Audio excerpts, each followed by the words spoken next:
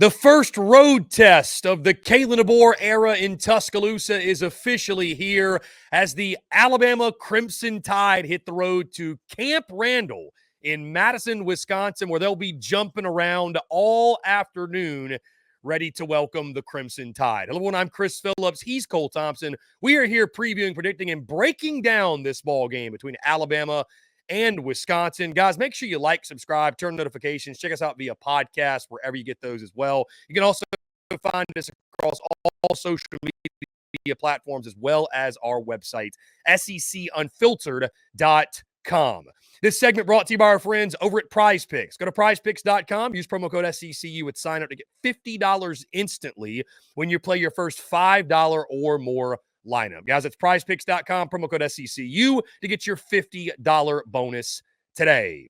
Alabama and Wisconsin set to do battle at Camp Randall Stadium, the first road test of the Kalen DeBoer era at Alabama. Helping me break this thing down, preview it, predict it, and everything in between, my good friend Cole Thompson joins me once again. Cole, what's going on, man? Appreciate you taking the time. Man, this is going to be one of those games that I just have the weirdest feeling about. Camp Randall, it's week 3. You didn't put on the best performance last week at home at Bryant-Denny. Coach Saban was looking on at you with pure disgust on a day that was supposed to be all about him. Thank God that you look at the scoreboard and you say, well, they did put up 42 when the offense was clicking and humming at all quarters. It's going to be a game where Alabama needs to get right before the start of the SEC period, but make no mistake, the Big Ten this year is definitely wide open for that number 2 spot behind Ohio State. You watch Michigan go down against Texas. Are we going to see bully football between the Badgers and the Tide, or are we just going to see the Tide easily run all over Wisconsin? So, Cole, as we look at this game, to your point, a lot of question marks in this one. Noon kickoff Eastern time on ABC, again in Madison, Wisconsin at Camp Randall Stadium. Alabama's a 15.5-point favorite in this game. The over-under set at 51.5. So you look at that spread, Cole, you think maybe there's not room for dramatics, or this is one that should never be in doubt. I would say probably think again. Maybe, maybe not. We shall see. It's a really interesting line, though, was the only point I'm trying to make. Series history, these teams have met twice. They're tied 1-1 the last meeting. Bama won that in 2015 by a final score of 35-17. As we take a look at Wisconsin, 7-6 a year ago, 5-4 in conference. They lost the ReliaQuest Bowl to LSU. You might recall 10 starters are back from that team, 5 on offense, 5 on defense. 2-0, Cole, early in the 2024 season with wins over South Dakota and Western Michigan. So you could argue we don't know much about Wisconsin either. Tyler Van Dyke is their QB1, the Miami transfer. They had to replace their running back from a year ago, Braylon Allen. 3 starters back on the offensive line, a line that gave up just 23 sacks a season ago. Their top target, Will Pauling, second team All Big Ten in 2023. Of course, he is back. Hunter Wohler and Ricardo Hall lead the secondary on the defensive side of the football. James Thompson Jr., the only returner on the defensive front, which is a big question for them. And they revamped their linebacker position via the transfer portal. So, Cole, really quickly on Wisconsin, like you mentioned, it's a wide-open Big Ten, but lots of question marks for the Badgers. There's a lots of question marks coming in this season. Again, we don't really know anything right now. 2 wins over 2 inferior opponents. Yeah, you also have to realize that even though you did replace Braylon Allen, you still have Ches Malusi, who understands the offense, is coming off a season-ending injury last year, didn't play after the game against Purdue in late September. So there's a guy that understands how to run the certain brand that Phil Longo wants to have. It's not an air raid in the sense of what you think of with Mike Leach when you think of this high-tempo passing attack. They love to run the football. One of the big things that you remember about when Phil Longo was calling the plays at Chapel Hill with Mac Brown as head coach was they had a very balanced attack with great running backs, with a good spread passing unit. And they feel like they got the right quarterback to lead the charge in Tyler Van Dyke. Van Dyke leaves Coral Gables. He needs a fresh start. It may be correct. He may end up having great numbers in the Big Ten. He may end up being a reason why Wisconsin, underneath a guy that I truly believe is one of the more underappreciated coaches in the league, and Luke Fickell, will be able to turn the corner. But It just has not looked at the same level of what we want. South Dakota, they never were in doubt of losing that game. The closest South Dakota even came to them was within 7. Then you get the extra point, then you get the field goal, then you get the late 1-yard touchdown run by Malusi. So you feel good about that sense. You feel good about what you've seen from Wisconsin. They always have a stable offensive line. They know how to play a physical brand of football. You get a defensive-minded coach to lead the charge, and a guy that's done more with less in his tenure when he was at Cincinnati, where he led the Bearcats to a college football playoff appearance, which ultimately started the conversation about why we have to include group of 5 teams in this shindig to begin with. But I look at this Badgers roster. There's enough to like if you're saying this is a team that can improve moving into another year underneath Luke Fickell. When you look at Alabama, it's more so a team that feels ready-made to just continue the path with Kalen DeBoer. That's really the difference that you have in this. But also when you look back at that game on Saturday night, there's a lot of question marks with Alabama, especially when it comes to the depth of their offensive line. And the one thing that you may look at when it comes to Wisconsin is they actually do feel confident about their depth. It may not be elite depth, but the difference between a great team and a good team is how quickly your depth can develop. Right now, there's certainly questions at Alabama's depth. There's not as many questions when it comes to Wisconsin, even though Wisconsin's players may not be up to the same caliber as Alabama's. To your point, Cole, that was a 1-point ball game in Tuscaloosa going in the fourth quarter. Alabama hoping for more. The fourth quarter version they saw of the Crimson Tide than the rest of that ball game. Outscored South Florida 28-3 in that fourth quarter. So as we look at this game, the first road test, Cole, of the Kalen DeBoer era, and I think this was a game that many folks, I know Georgia in a couple weeks is the one where everybody's going to circle and say, okay, this is where we find out who you are. But I think this game could kind of start to tell us some stuff. I mean, this is not your walk in the park. I know Bama's a big favorite in this one, but, you go to camp. Weird things can happen at camp. Weird things happen. Very weird things can happen. So, I think if there are some chinks in the armor, if there are some cracks, if there are some loose ends, that they could show themselves this week. So I'm just, again, especially after a game against South Florida, which you and I joked about this, Cole, but I would say it again. I doubt any Bama fan hopes to see South Florida on the schedule anytime soon, because after last year and this year, it just hasn't been the most comfortable of outings against them. But the first time ever going on the road, I will be really curious to see how Bama starts in this game. Do they start faster? Are they able to hit the ground running and sort of carry the momentum from the fourth quarter from this past weekend? Or is it more of the same? And we look up and Alabama's in a fourth quarter dogfight. I think for generating positive momentum and momentum going into that Georgia game, you're expected to go take care of business. You need to do that in order to have utmost confidence going into that game against the Dogs in a couple weeks. My biggest question mark is, and real fast, before we go even further, let's just talk about Alex Golesh in the USF. Not to spend a lot of time, but that is a guy who is an SEC coach in waiting. I don't know if it will be at Florida. I don't know if it'll be at a place like Arkansas, if it'll be at Kentucky. But that is a guy that when you get him with the right sources, with the right resources, the right personnel, a better upgrade of facilities, he's going to be able to pull off those type of wins. That is exactly what you see. You talk to Tennessee fans, they are more than adamantly saying, oh, we could have told you that this guy was going to eventually find his way back here. And they're not wrong. But the problem is that what you saw from Alabama was once that field goal went and it became 21-16, and Elijah Pritchett came back into the game and he was healthy enough to play, it was like, oh, okay, we're going to turn it on. We're going to score 21 unanswered points. This is why I tell people, don't come for me and say scoreboard, because scoreboards lie all the time. It happens. Sometimes we look at a team like Arkansas, the yardage differential in that game between Oklahoma State, yet Oklahoma State comes out on top. Don't tell me what the scoreboard says.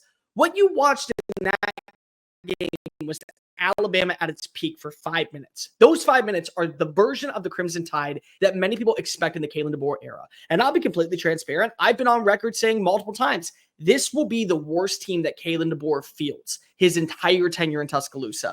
And to be honest, that still is a 10-win roster, in my opinion. When they're at their peak, that's an 11-win team. That is a college football playoff contender. That is an SEC competitor, a team that can easily make it down to Atlanta year one in a new regime. But you did see the clinks in the armor. And it all starts with the depth on the offensive line. Their starting 5, really sound, really fundamentally strong. You trust those guys to go to war for Jalen Milroe. You trust those guys to open up creases for Jam Miller and Justice Haynes. The depth is where you have a question. You're asking guys that aren't ready to maybe step up and deliver these type of big-time moments in their careers early on in their tenures. And that's not your fault. That's just the name of the game. Sometimes you don't have the personnel that's able to carry the tote. but it is Alabama. There is a standard. There's a reason why that script day carries a lot of weight in the SEC, and it's why it has been the backbone of the conference and really the talk of college football for over the last decade plus. So you wonder, how quickly can you adjust? How quickly can you take the positives of that game, transform that into 4 quarters of consistency? Because when you go to Camp Randall, the last thing you don't want to see is fourth quarter runs around, jump around is playing like nonstop, and you are in a dogfight against a Badgers roster that does have a coach that can scheme up a couple of plays that puts you in behind the sticks. And this is a game, Cole, too. You could have said this about South Florida as well, but the longer you let especially the home dog hang around, the longer you let them hang around, the more they believe. They don't know they're not supposed to win. Let's just put it that way. So to your point, that home atmosphere, we know how good it is. If you look up, and again, you got away with it at home, you're able to pull away. You had the home field behind you. But if you're on the road, jump around gets going. It's a tie ball game in the fourth quarter. I mean, all bets are off at that point. You just, who knows? Who knows what could take place? And you're going to be in a really uncomfortable position. Cole, how have you, let me ask you this, your takeaways on the secondary for Bama? I've been really impressed. And again, stat sheets lie, but I mean, if you would have told me through 2 weeks, it was a pair of 100-yard performances, I think, for that secondary. And that was the big question. That was the thing that even Bama people were concerned about. How impressed have you been with the secondary play? I think you have to look at the youthfulness of them to where it is just such a new unit. You don't see a lot of the, like, there are a lot of new faces that have come on in. Malachi Moore is the backbone of this team, and it doesn't feel like that it is a new version. You know, the one thing that I've always wondered about whenever it comes to teams is how quickly can you gel with recruits, transfers, and newcomers, and also the old statements and the old players that stuck around for the long term to have a cohesive roster. And I think that when you look at Kane Womack so far, the biggest blessing in disguise has been that his secondary looks like one cohesive unit. Like if you told me that that was the same starting 5 last year that took the field against Michigan and was able to play pretty consistent football and guide your way to an SEC title, I would believe it, because that's kind of what you're seeing. Byron Brown is one of the best group of 5 quarterbacks in college football. And the fact that he was only averaging 2.9 yards per pass attempt, the fact that you didn't have Sean Aikens break away for anything longer than a 12-yard reception, Michael Brown-Stevens only a 14-yard pickup. I mean, you had multiple plays in the open field to where you were able to get breakups and force turnovers and make sure that you were getting punts out. There's a lot to like. You have good overall depth at this position. Keon Sabb has been really, really impressive so far. Another big-time pass breakup, another big-time performance. I think that what you look at here is this is the type of secondary that you need to be consistent if you're going to hold your own in SEC play. And let's just call a spade a spade. There are question marks for many teams in the SEC still. Alabama has them. Tennessee feels a lot better than what we probably imagined at the start of the year, but they still have them. I think that you look at LSU, they have them. Georgia has questions. A lot of teams have questionable secondaries too. A lot of those. But the thing is that if Alabama can go toe-to-toe with these wide receivers, which they do all have, that's the thing. Tennessee has them. If you play Texas in the college football playoff or in the SEC championship, they have them. LSU has them. Georgia may not have elite guys, but they have guys. Missouri has them. The fact that you're going to have to go play toe-to-toe with these teams, that's what gives you, I think, the one-up. It keeps you in games. They feel like one unit, not different players that are coming in from the transfer portal, from the recruiting ranks. We're not asking these guys who are brand new and are freshmen to have to act like freshmen. We are asking them to act like Crimson Tide players. They understand the assignment. They get the notion about what this team is. And back-to-back performances against 2 teams that were supposed to be known for the ability to pass the ball have been basically blanketed in Tuscaloosa. But now the question turns to, can you do it away from Tuscaloosa? Yeah, going on the road, presenting a new challenge, facing Tyler Van Dyke. And again, you mentioned the air raid concepts of Phil Longo's offense, what he wants to do. It'll be interesting to see. The matchup will be interesting. I'm also excited to see on the other side of the ball, Cole, Ryan Williams just continue to – he was fantastic in that game, 4 for 68, I believe, at a touchdown, the long of 43. We know Jalen Milroe loves the deep ball. We know he loves stretching the field, and they love stretching it vertically and loosening up the defense. I think you'll be able to do that again with Ryan Williams. You mentioned Jeremy Bernard last week. Kind of a ho-hum outing, 4 for 53. I think that breakout game is probably incoming for him. And then offensively, too, big day for Jam Miller, big day for Justice Haynes. That's that 1-2 punch you need in the backfield. So, seeing Alabama put together a complete performance, not just one quarter, but a complete performance on the road, especially against a Wisconsin team that, I mean, they're not great. I mean, I think you look and numbers do lie, like you mentioned, but it's been a little underwhelming for them. Just a couple of 2-touchdown wins against inferior competition. But for the Alabama offense specifically, I want to continue to see Ryan Williams push it down the field. I want to see Jeremy Bernard break out and see that running game continue to put together positives. And the offensive line, obviously, that I think is still the thing that is, I'm most curious about when it comes to Alabama is and how they're going to navigate SEC play is that offensive line. Well, again, Chris, you look at this team, when they're on their bells and whistles, this is an unstoppable force, meaning anything but an immovable object. What it is it is an unstoppable force that is running through objects and leaving them in the dust. And it starts off with a 17-year-old that should be winning homecoming king, but instead is going up and playing in Big Ten country and probably going to be the X factor in this passing attack. But it's other guys. Again, Jeremy Bernard, you want to see what he can do. He played at Michigan State, so he already has a good feel about what these type of matchups are, what type of kind of cornerbacks he's going to see. Because if he remembers when he was in East Lansing, Kobe Prentice, I mean, you want to see what he does. I know I said Predence last week, so make sure I'm spelling it right. Kobe Prentice looks really good. You saw him with the 18-yard touchdown, kind of broke away, gave you that 21-point lead going into the fourth quarter. There's that separation. Kendrick Law can be a guy. I think CJ Dippre, the tight end, has gotten a little bit more involved. So you feel good about when they get the pieces on the outside. But you and I both know this, and it's always been this way. You have an offensive line, you have a shot. The reason why I can't entirely give up on LSU, despite their underwhelming performance at USC, is because they have an offensive line. The reason why Tennessee is looking like a roster that is unstoppable is because of their offensive line. Their defense looks great, but their defense can have a bad showcase. It's all about keeping your quarterback upright. And the problem with Alabama isn't that they have a bad offensive line. Their starting five is one of the best in college football. Top to bottom, you put them up against any defensive front, they will maul you into oblivion. It's what happens when you have to turn to that sixth man. And then he becomes the fifth man, and now the seventh man becomes the sixth man, and then another injury occurs, and you got to turn to him. You're going to have Pritchett in this game. We know that we're not going to probably see Caden Proctor. He's still out. He's missing some time. So you're going to have to learn how to play without that. But do you feel good about where your depth is if you lose somebody that has to step on it?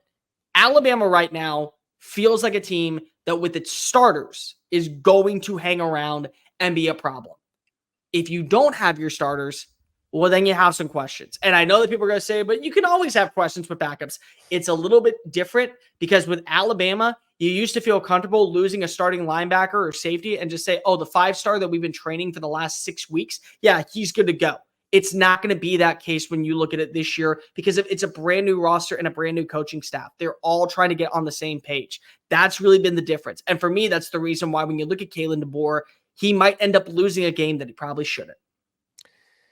Something else, Cole, to keep an eye on. 13 penalties in that game on Saturday for Alabama. Really sloppy in that fast game. And 3 turnovers. All 3 fumbles that were lost. So those are things that, again, at home against I think we gave USF probably more credit than Bama fans wanted us to, but a USF team that's very solid, a solid G4 team.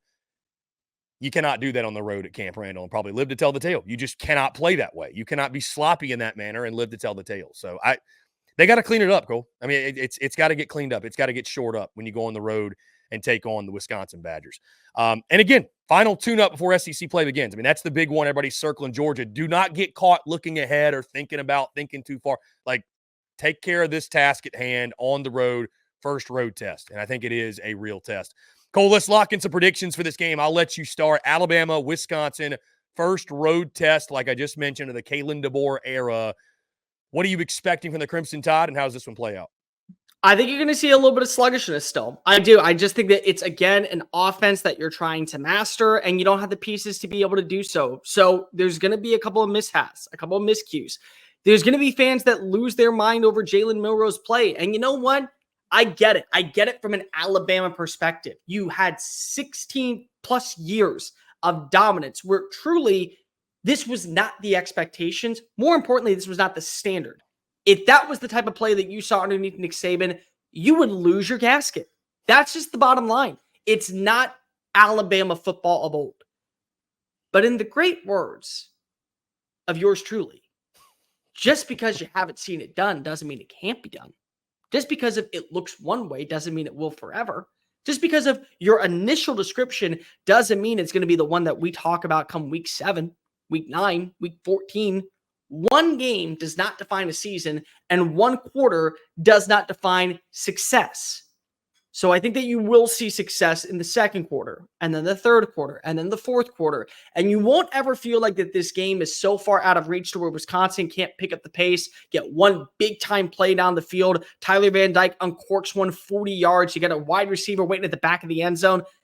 But you never see Wisconsin take that crushing blow. They're never the one delivering the jab. Alabama's got the bigger physical type of offensive and defensive linemen. I think they got a little bit more speed on the outside. I think ultimately you don't feel confidently comfortable with the lead, but you never blow the lead. You keep this one really interesting until the fourth quarter, and then give me a Jam Miller touchdown to kind of coast this one off. I'm going to say Alabama wins 38-17. I think this is a lot closer than people will expect. And I think very similar to what we saw in the fourth quarter against USF, you'll see Alabama kind of pull away and establish themselves as the better roster.